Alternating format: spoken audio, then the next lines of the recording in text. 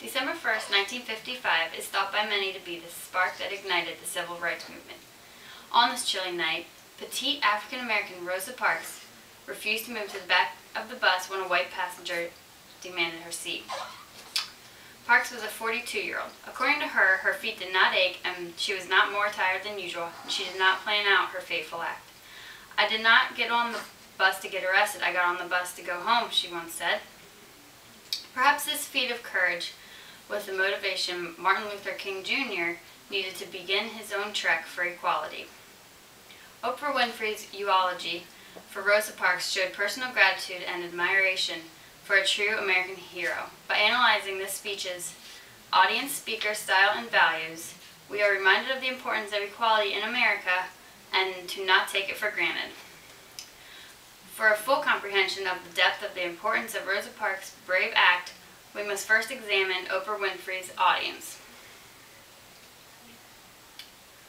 The ceremony was held as a memorial service for Rosa Parks. The audience is comprised of fellow Americans, particularly African Americans, due to the history of the United States. The expectations of a eulogy are to celebrate the person's character and to remember significant events in his or her lifetime. Eulogies are to praise their achievements and emphasize their strengths without going too far with them. A speaker at a eulogy must remember to limit any personal references because this draws attention away from the deceased. Advice for living is often included in a eulogy. 4,000 people packed into the Greater Grace Temple in Detroit, Michigan, while another 1,000 people were seated in the overflow room. Hundreds more lined up outside. Singer Aretha Franklin performed gospel tributes, resulting in mourners standing on their feet, singing and clapping along to the music. Former President Clinton was also in attendance, as he reported hearing of Parks' brave act when he was just 9 years old. Senator Hillary Rodham Clinton was also there. Senator Barack Obama, as well as former presidential candidate John Kerry, were all in attendance to show their gratitude and respect for Rosa Parks. Religious leaders such as Reverend Jesse Jackson, Bishop Charles Ellis III of Greater Grace Temple were speakers at the memorial service, along with Oprah Winfrey. Now that we've examined the audience, we must analyze why Oprah Winfrey was chosen to give a eulogy at Rosa Parks Memorial Service. Oprah Winfrey was born on January 29, 1954 in Mississippi, where she spent her first 6 years of her life in rural poverty with her grandmother. At age 6, she moved to Wisconsin to live with her mother, who was uninvolved in raising her. There she was molested by 3 different men, 2 of whom were family members, starting at the age of 9 years old.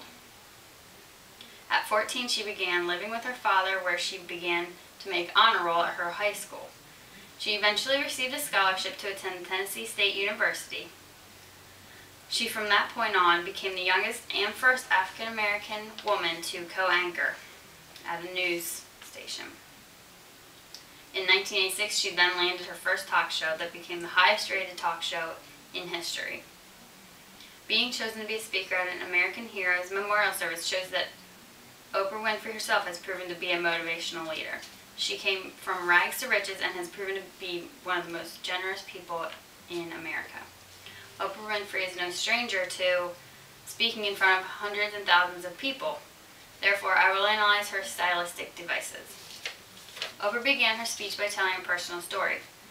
This tactic can draw the audience's attention as well as empathize to the audience. Her story showed that she too had struggled significantly in the past. She used concrete words. She did not talk above her audience because that would have drawn a negative view of herself by them. If she had, she would also run the risk of losing her listeners, as they would have been left behind trying to understand her message. She used a description to describe meeting Rosa Parks. This device helped to paint a picture for her audience. Her hand gestures emphasized her main points, and her consistent eye contact gave her a confident and credible persona. She used a soundbite which stated, "God uses good people to do good things." This memorable phrase became the title of her speech. Winfrey used repetition when she spoke of Rosa Parks confronting the white man, the bus driver, and the history of inhumane treatment in the United States. She also repeated the phrase, "I know that," when she acknowledged the fact that she probably would not be where she is today had it not been for Rosa Parks.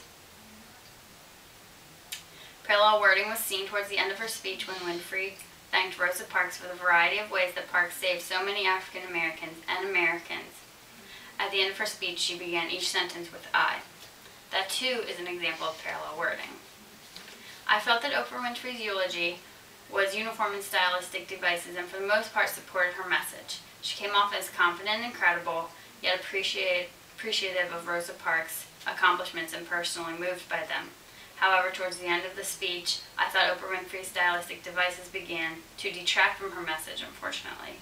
She used repetition and parallel wording too often in such a short speech. She also did not spread the devices out. She bombarded her audience with parallel wording and repetition towards the end of her speech. Not only did Oprah Winfrey apply stylistic devices into her speech, but she has also included values. I felt that Winfrey was pushing standing up for yourself and what is right as well as believing in yourself. Had Rosa Parks not stood up for herself and what is right, America would not be where it is today. Winfrey emphasized the fact that Rosa Parks had changed for the better the life path that she was on as well as the path that many others were on. Reclaiming humanity is another important value that Winfrey appealed to due to the fact that African Americans were not treated even humanely back in the 50s. The worldview I thought that Oprah Winfrey was implementing into her speech was equality. Equality for every Caucasian and for every African American because everyone deserves respect from other human beings. The equality Rosa Parks began may have also started the change in the way we as a society view women. These values, I believe, would be commonly held by Winfrey's target audience due to the fact that the majority of them were African Americans, whose descendants directly and personally affected by the Civil Rights Movement. Many people in the target audience hold Rosa Parks as a personal hero. Oprah Winfrey's values fit appropriately into her speech and emphasizing her message. Oprah Winfrey was not the only speaker at Rosa Parks' memorial service. However, through analysis of her eulogy of the audience, Winfrey as a speaker, her style and her values, we can get a better comprehension of the Civil Rights Movement and the impact Rosa Parks had on it. Rosa Parks died at the age of 92, 50 years after her heroic act, many believed, started the Civil Rights Movement. Her courage lives on today as she has forever changed the lives of Americans.